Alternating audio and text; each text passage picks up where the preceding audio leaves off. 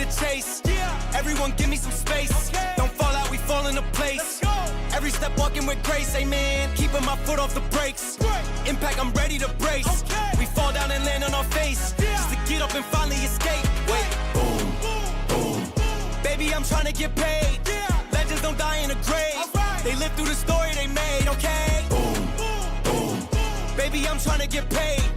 Legends don't die in the grave. Hey, legends don't die anyway. I was working on a play today. Body bags covered away. I paved, zipped up like a bathing ape. How many of us then came and stayed? Not too many. I've been staying awake to get it and get right on every mistake. I give them a bite, they taking a plate. It's all been a feeling that I couldn't shake. So I just keep killing till I'm at the gates. We straight, we treat them like worms in a lake. They bake, just give me a drum and a bass. I skate and grind till I'm numb in the face, okay? Don't fuck up my day. Don't talk about clutch, I got ice in my veins. I'm coated in Trey, I stick to the code. I'm glitching the game. I do anything for the win at the end of the day. I gotta cut to the chase. Everyone give me some space. Don't fall out, we fall into place. Every step walking with grace, amen. Keeping my foot off the brakes. Impact, I'm ready to brace. We fall down and land on our face. Just to get up and finally escape. Wait, boom, boom. Baby, I'm trying to get paid. Legends don't die in the grave. They live through the story they made, okay? Boom, boom. Baby, I'm trying to get paid. Legends don't die in the grave. Legends don't die anyways.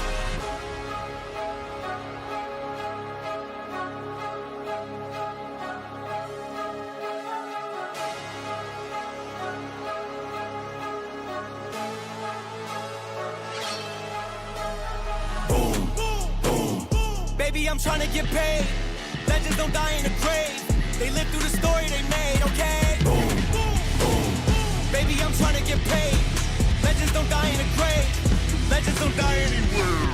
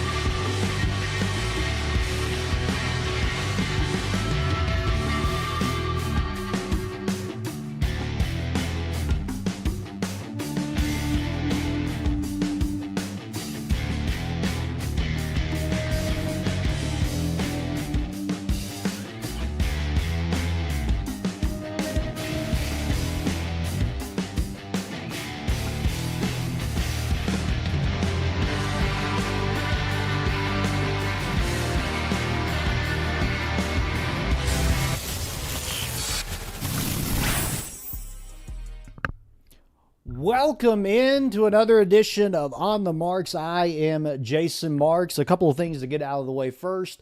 Apologies for Monday. I just completely forgot that I was supposed to do a live stream with everything going on. So my bad on that, but we're back here on Friday.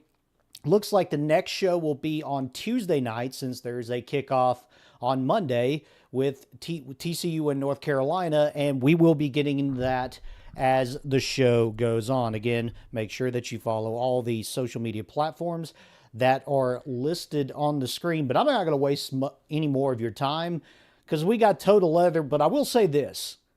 The 2025 season, thank you, Grish, has delivered so far.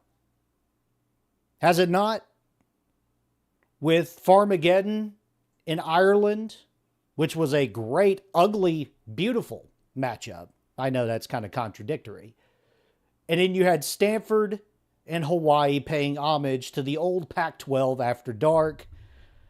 And then you have a great rock fight between Nebraska and Cincinnati last night at Arrowhead Stadium, which happened to have the presence of the newly found royal couple in Travis Kelce and Taylor Swift, who was in attendance. Yes, I did bring it up. My bad. But so far, the season has delivered. And hopefully, it's setting the tone for what this season is about to come, which is utterly beautiful chaos. And I am 100% here for it. But we'll start off as we talk about some of the big games that are coming up here in week 1. We're at week 1. Last week was week 0. And the two big matchups tonight is a battle between the SEC and the Big 12, where the Auburn Tigers go into Waco, hoping that it doesn't result for them as the same as it did David Koresh, as they take on the Baylor Bears. And then you have Georgia Tech, which there's been a lot of hype coming into them this season, as they travel to face Deion Sanders and the Colorado Buffaloes in what is a new era for Coach Prime in Boulder.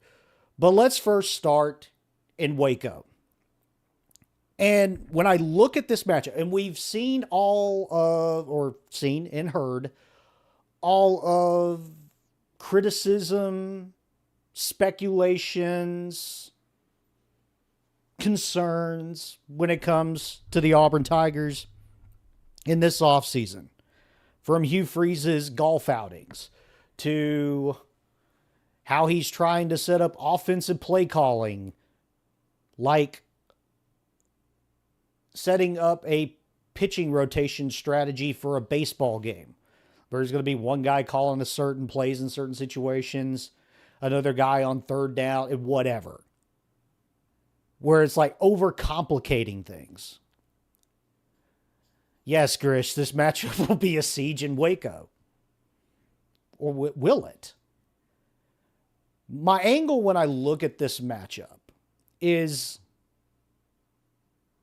there's not really that much there's not really any pressure, I should say, on Baylor coming into 2025. Now, I do believe that the Big 12 is going to be an utter gauntlet, which is why I believe that they may be a one big league again, just because the gap between the teams from top to bottom is just so thin. Because you saw with Iowa State and Kansas State, they were two ranked teams. Texas Tech, a lot of hypes coming into them this season. Colorado, where there's potential. We'll get to that matchup in a moment. Baylor hasn't really been talked about. It's not like they're at the bottom of the barrel in the league. Oh yeah, forgive me for forgetting the defending champions in Arizona State. But back to Baylor. Then they have the home field tonight.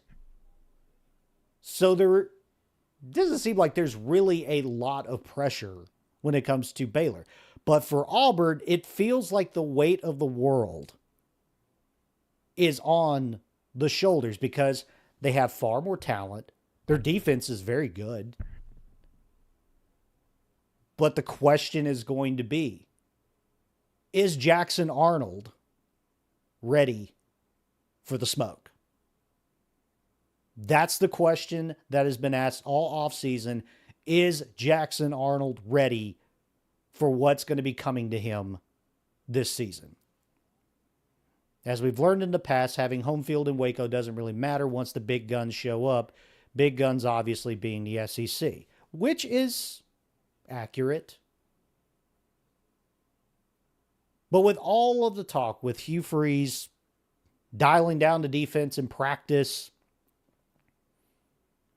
and to give Jackson Arnold confidence, because obviously after his tenure in Oklahoma, there has been confidence issues. Auburn has the talent, no doubt, to be a decent team this season. But how confident? You look at the Vegas lines, and yes, I know I've said in the past Vegas lines don't matter, but it just kind of gives you a barometer of where and what Vegas is thinking in this. And they don't seem to have much confidence that Jackson Arnold could be the guy. There could be the chance we could be seeing 3 quarterbacks for Auburn tonight, according to Hugh Freeze. But I think that this is going to be an ugly game. I will say this. Baylor's going to have a very hard time moving the ball against Auburn. Because again, that defense, that front seven is really good. If Dave Aranda is able to draw up some kind of game plan to confuse the defense and move the ball down the field to get points on the board, Auburn's going to be in a lot of trouble. Yes, Calvin. Yes. Calvin agrees with me.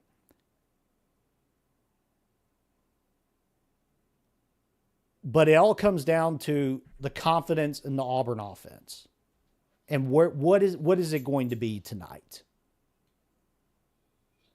Because if you stumble in this one, especially on the offensive side, we're talking about Auburn on the verge of falling off a cliff. And I have brought this up before in a YouTube mini-sode. And I've been laughed off. Somebody even said the post was gay.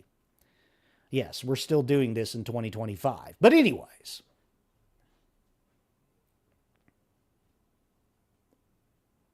Auburn's concerns on the offensive side, I think that they're valid. Yes, it was a very happy post indeed. I agree. But I'll tell you this, and it was only a little bit of chump change, but I did throw a little money on the two games tonight that we're going to talk about. And the first one being Auburn and Baylor. And I threw a little bit on Baylor in the money line because there could be some value there. It was at minus 105. Because I don't know if Jackson Arnold is that dude. Now, if it's Deuce Knight, who has mobile ability and has electric game film from his high school days, then I would easily put Auburn as a double-digit victory easily on a Sharpie. But how much does he play tonight? That's going to be the question. But I could see this as a 21-17 kind of game. Because Baylor will have a hard time moving the ball, and there's the possibility that Auburn could have a hard time moving the ball too, and it's not because of the Baylor defense being any good. It could just be sloppiness. But I'm going to go out on a limb, and I will say that Baylor somehow pulls off this matchup. And yes, there could be a 31-10 Auburn blowout, and everybody's going to laugh at me, and that's fine. But I've got to see something from this Auburn offense before I can put any stock in them. Because right now, there's no reason for me to put stock in Auburn right now. Their defense will keep them in a lot of games. They're good enough to do that. But I don't see it on the offensive side. Out in Boulder, Colorado, where it's a new era for Deion Sanders in Colorado. Now, he has been very quiet this offseason, and for good reason, because you got to get your health in order. And I'm hoping that he's doing it. I'm glad that he's doing it. Getting that back in order. And I wish him the best on that. But coming in tonight to visit them at Folsom Field is a Georgia Tech team that's pretty good. And I don't know if it's complimenting for Brett Key for what he's done for Haynes King, or if it's an indictment on Jimbo Fisher when he was at Texas A&M. Because Haynes King has completely turned a 180 since heading down to Techwood. He's been the quarterback that I think that a lot of people have expected him to be. And Georgia Tech is coming in with a lot of hype and a lot of motivation.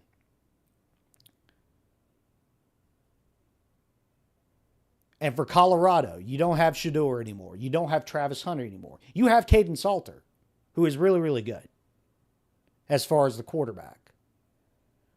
The offensive line, have they been able to shore that up in Colorado? And for Colorado this season, a lot of hype has been coming into them. They've gotten a couple of good recruits. They've gotten Jaheim Otis out of Alabama on the defensive side from the transfer portal. But have they been able to fill every void? And I said coming into this season, this is the time in Coach Prime's college tenure that I want to see some sizzle, or see some steak with the sizzle, I should say.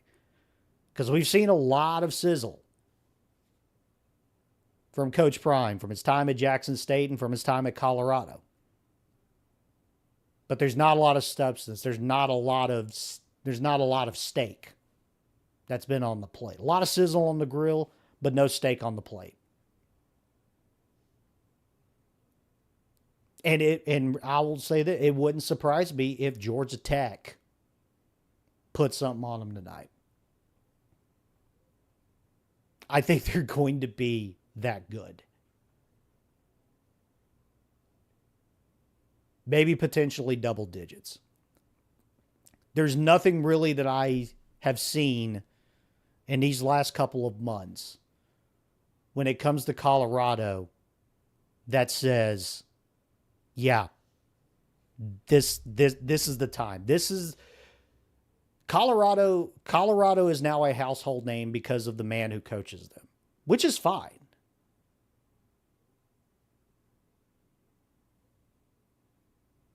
But again, it's been all sizzle. It's sizzle, but waiting for the steak. Brett Key has proven he is a damn good coach.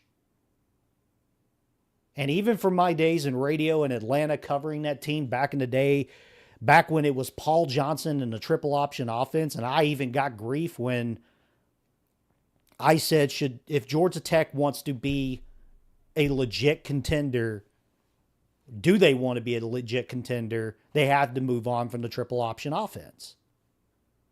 And because of Georgia Tech being an academic school and all that there's limitations on who they can recruit. You're in Atlanta. You're in a hotbed of talent. And your rival over in Clark County in Georgia has been taking a lot of that talent throughout the years. Metro Atlanta high school football,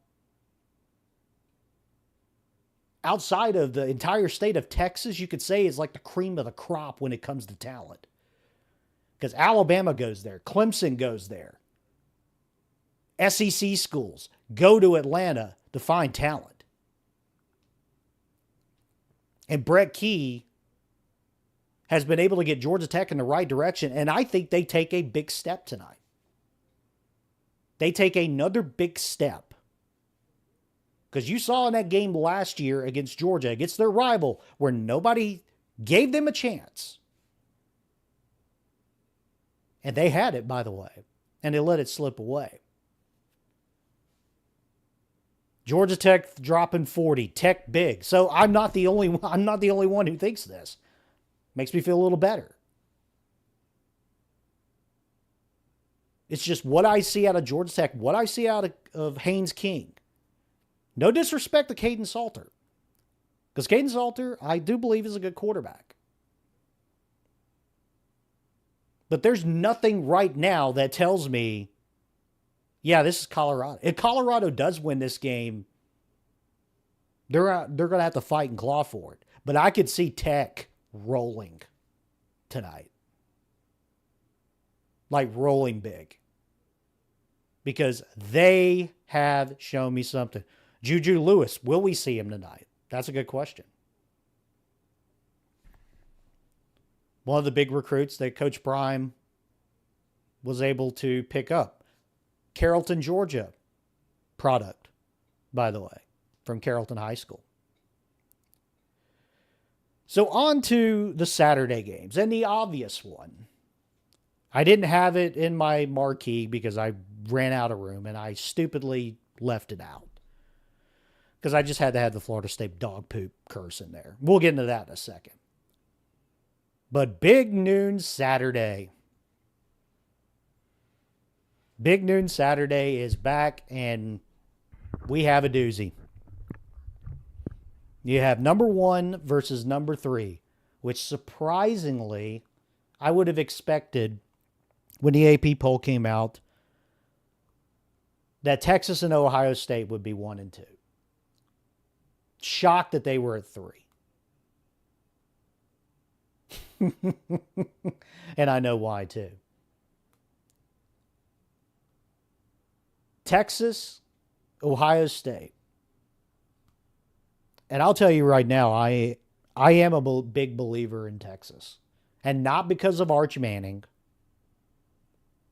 We'll find out what he's made of, along with Julian Sayin on the other side, tomorrow. But Texas has got some dudes on that roster. It's almost unfair. The amount of talent that Steve Sarkisian has been able to accumulate over the last couple of years, and especially on the defensive side. Ohio State did lose some talent to the NFL draft. I think that they will still be good. I think they will still be a contender for the Big Ten. They're going to have the weapons on the offensive side. And what has Texas learned from that playoff matchup last season? That's the big thing that I'm wanting to see, is how much Steve Sarkisian looked at that film from that last game and what kind of adjustments that he's made from it. And it wouldn't surprise me if Julian Sayin is running for his life for most of that game in Columbus. Because that front seven on paper is nasty. Right now, I could see in what I like to call the SEC power vacuum, which is what we're in the middle of right now. Texas is pretty damn close to conquering it. And in this NIL era and transfer portal, right now, everything is to the advantage of not just Texas, but teams in the state of Texas.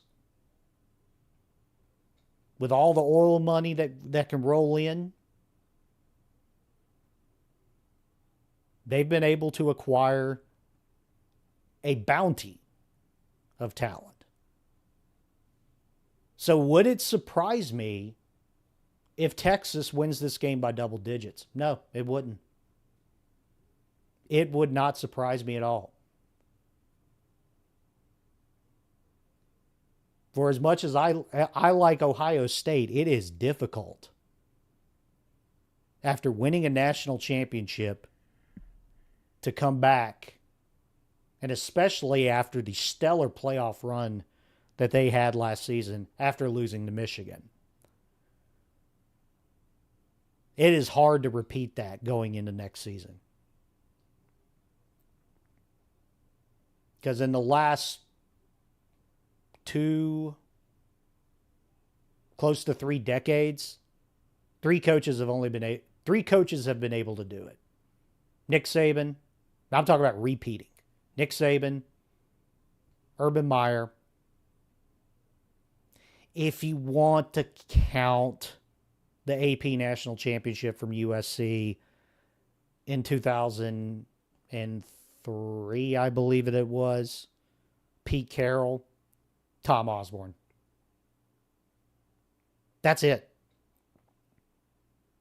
That's who's been able to repeat. And it's not that I don't think that Ohio State can contend for a national championship. it's just hard for them to win it. Maybe they prove me wrong, but right now, Texas looks pretty good to me. Texas looks like maybe if you want to look at teams that you could look at and say, yeah, that's going to be a team that's nearly impossible to beat. Texas is the first one that comes to mind. And it might be the only one. And in the past, we've seen where you think that there's a team that may not be able to be beaten, and they were absolutely obliterated. 2018 Alabama comes to mind. That was a team I thought that they were going to roll through with the national championship, and then Clemson gave them something to cry about in Santa Clara in that championship game. So give me the Horns. Give me the Horns by double digits. I'll go out on a limb. I'll say it. Double digits. Speaking of Alabama, as I mentioned earlier, they will be taking on Florida State.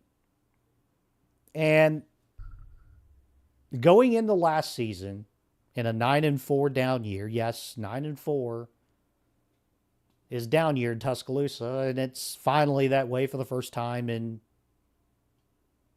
say, 20 to 30 years, or after the Bear Bryant era, where we look at it and it's like, oh yeah, that's a down season. I have my doubts about Ty Simpson. One, because there really wasn't a good sample size of what to expect. And it was that South Florida game where the weather was just atrocious. And probably one of the ugliest games of football I ever watched in my life.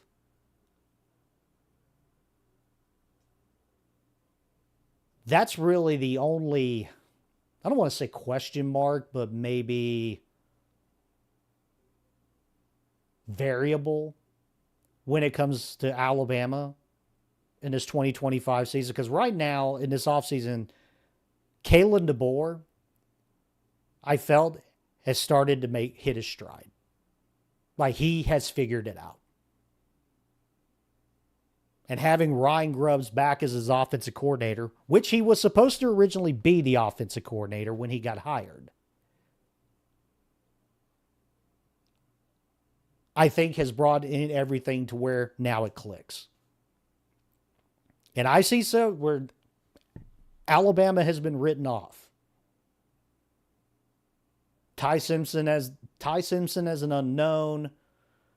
Kalen DeBoer with some would say an underwhelming season, but he tied for the most wins by a first-year head coach with Bill Curry with 9 wins. So it hasn't been that bad. Has the standard raised? Yes. But looking at it, still winning 9 games in your first season as a head coach at Alabama is still quite the accomplishment, if you look at the history. And on the other side, for Florida State, I haven't seen anything that from that side that tells me, yeah, that 2-10 season is in the past. Like, there is nothing that tells me they put that behind them. And I will tell you this, and I think that it's possible that it could happen. Seminoles are going to get embarrassed tomorrow. And so embarrassed that Florida State fans will be trying to track down 3-2-1 Noles. For those who don't know or who have forgotten, 3-2-1 Noles was the guy on Elon's one-letter app who declared before their game against Boston College, who, by the way, their quarterback was Thomas Castellanos, who is now the quarterback at Florida State, that he would eat dog shit out of a red Solo cup if Boston College beat Florida State. And when Boston College jumped out to a big lead, he disappeared from the face of the earth. Another Florida State fan tried to step up to the plate and munch down the naturally pup-made Tootsie Roll, but it feels like it had no effect. They still finished 2-10.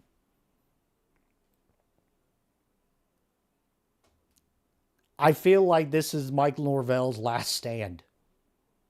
And it may be like the episode of South Park when Daniel Snyder walked out onto the field by himself against the Dallas Cowboys and kept hiking the ball and getting trampled upon. This is what this is feeling like to me. And the Florida State faithful, they may be reigniting the search for 3-2-1 Knowles, and they are literally going to stuff the dog shit down his throat to end this curse of dog poop. Thomas Castellanos has the confidence that they could beat Alabama. I'm not seeing it. There's nothing right now that says, yeah, you know what? I buy that. I'm not mad at the kid for having confidence. What's he supposed to say? Nah, we suck so bad. Alabama's a good team. We're just going to give it our best. You don't want that. I get it. But I feel like Alabama may be slept on by some too when it comes to the SEC title. I still have Texas number 1. But if you wanted to give me a number 2 right now, it would be Alabama. Sorry, Georgia. Sorry, Georgia. I'm not seeing it right now. But a number 2 in the SEC right now, for me, would be Alabama. And then we have the nightcap on Saturday night. A battle of Tigers, where it seems like Brian Kelly is trying to exercise some demons. The demons of the first game blues. Where he's like 0-5 in his first games. And he's acquired quite a bit of talent. There is some hype. There is some expectations when it comes to LSU. But on the other side of that football is going to be the Clemson Tigers. And I think Clemson is going to be very good. I've said it many times throughout these streams that Clemson, it was amazing how Clemson was able to stumble their way to an ACC championship, despite getting absolutely steamrolled by Georgia, getting beat by their rival, South Carolina. That they somehow, some way, found a way to win the ACC. I don't think they're going to stumble this year. And as much as I have belief in LSU, say around May, June, that's shifted a little bit more towards Clemson now. Because you can say what you want about the ACC. And yes, I do believe that Clemson is going to run away with the ACC. I think the ACC will be much better than it was last year, but I think Clemson is also a lot better than they were last year. And I think they may have something for LSU.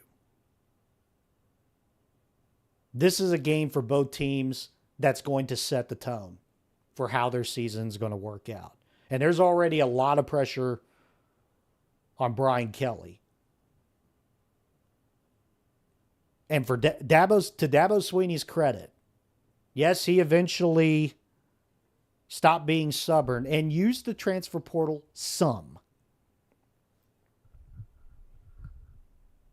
But he's still staying true mostly to his formula of how he's built the Clemson program, where players that identify and fit and buy into the program. And it has worked. Brian Kelly has been a portal Avenger to some, but he's also been a good recruiter. He even got to an SEC championship within his first season or two. But now the expectations are higher. The pressure is on.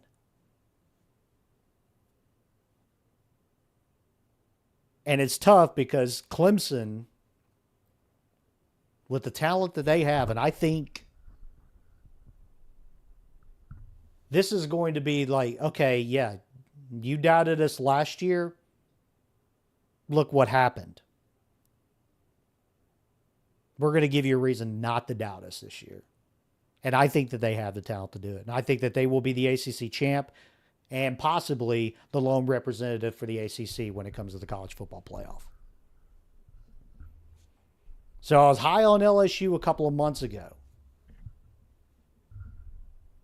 when it came to this matchup with Clemson. But that shifted in the last couple of weeks, just from what I've seen. I think Clemson wins this game. And it would not surprise me if it's convincing. Because for all the flack that the ACC got from SEC fanboys because SMU made the playoff, and Dabo has heard his share of it over the last decade, he's going to have these guys ready.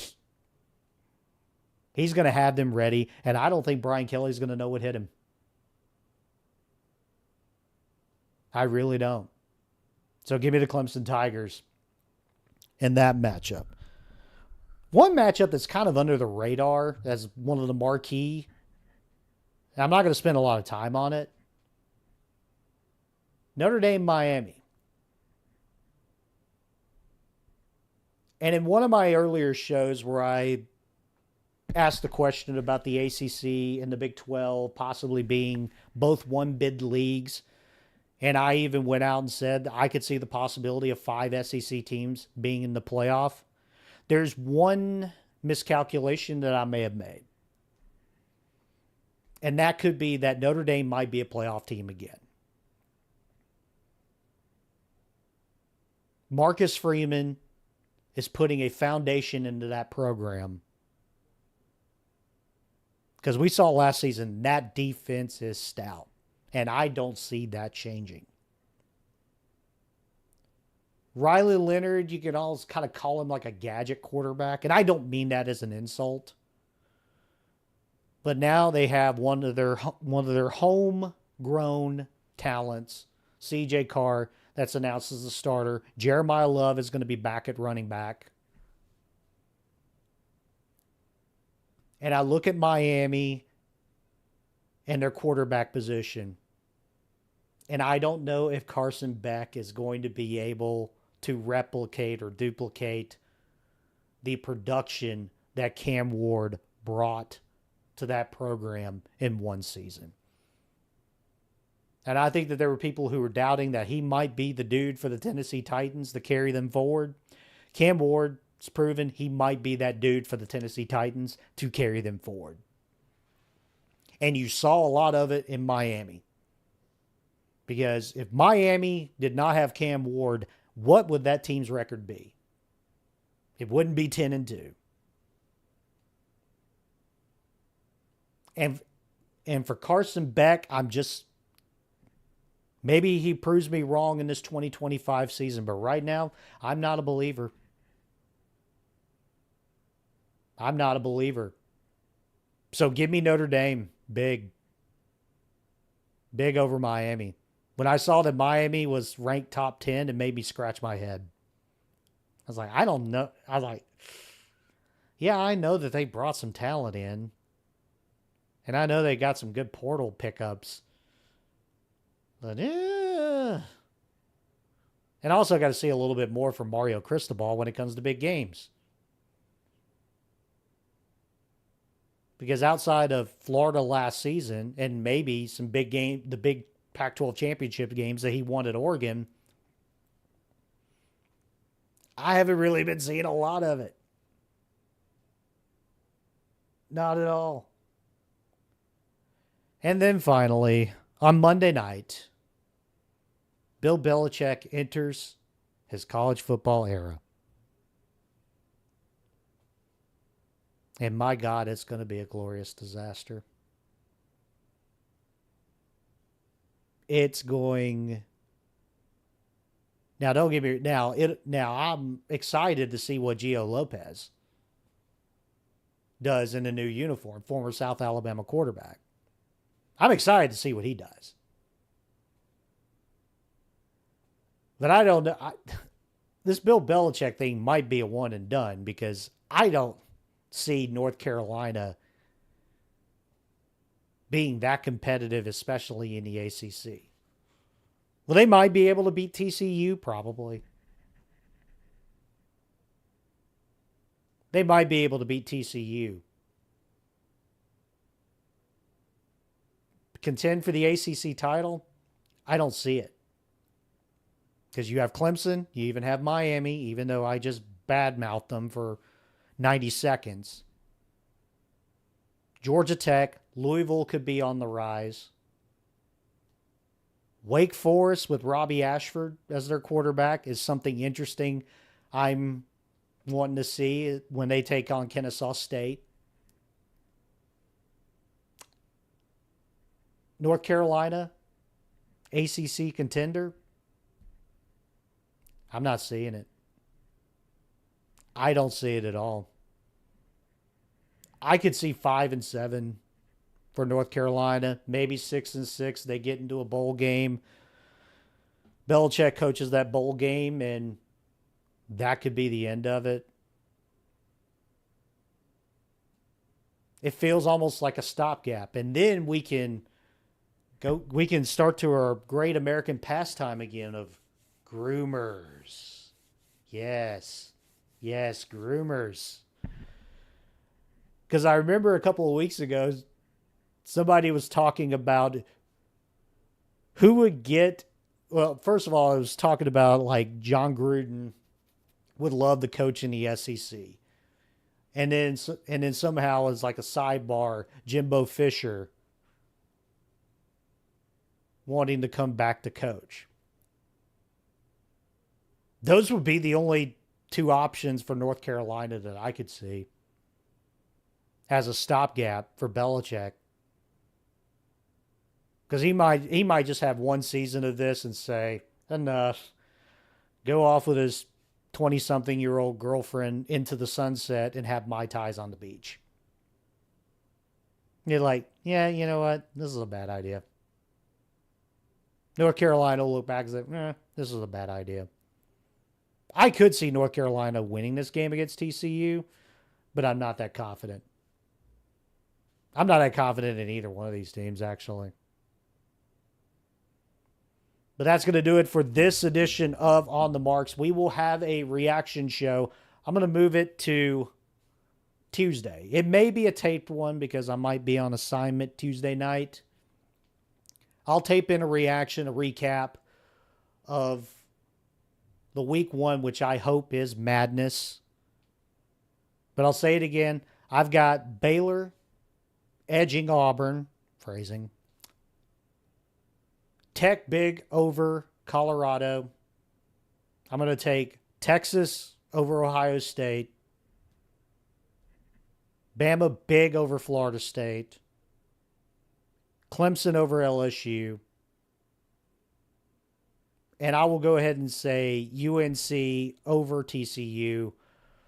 But I'm not that confident, and that may be one of the bright spots for this season for North Carolina. Because I'm not believing it. Thank you very much for watching. We'll see you on Tuesday. I am Jason.